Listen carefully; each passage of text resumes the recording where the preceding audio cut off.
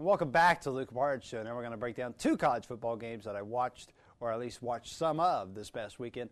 We'll go ahead and start with what a comeback. A huge comeback by the Northwestern Wildcats against the Indiana Hoosiers. A game they were down 28-3 in the second quarter. The Wildcats come all the way back to win the game 29-28. A great O's comeback Friday night and a great Wildcat comeback Saturday afternoon in Evanston, Illinois. This was a game that, I saw as I was in Ross-Ade Stadium. I looked on the scoreboard. I saw IU was up 28-3. I thought, man, the Hoosiers are going to roll in this one. Then I get home, and I see the final score. I said, you got to be kidding me, Indiana. IU lost the game 29-28, a game that they had in control. But I can't say much because the Purdue Boilermakers, we led 21-3 against the same Wildcats, lost 27-21. So I think both Indiana schools know how to blow some leads against the Cardiac Cats, is what they call them in Evanston, Illinois. But a huge game for the Wildcats. That's just a heartbreaker for Indiana. You got to be kidding me. I mean, IU, if they wanted to go to a bowl game with road trips to Iowa coming up, they had to win this game. And for them to lose it in this fashion is just gut-wrenching.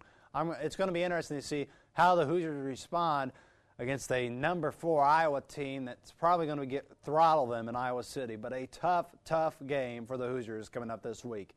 That's it for the Indiana Hoosiers. Let's talk about the winning team. The Purdue Boilermakers, they're on their first 2-game win streak since 2007. Yes, it's been that long since the Boilermakers have won 2 games consecutively in a row. The Boilermakers dominated the Illinois Fighting Illini as they won the game 24-14. It was a workmanlike win for Purdue, really a vanilla-type game plan. They really didn't do a lot blitzing-wise to confuse Juice Williams, etc., and their 2 quarterbacks. But Purdue did a good enough job to get the win, and they got the win. Any win for Purdue right now is huge. The Boilermakers sit at 3-5 with 4 games remaining.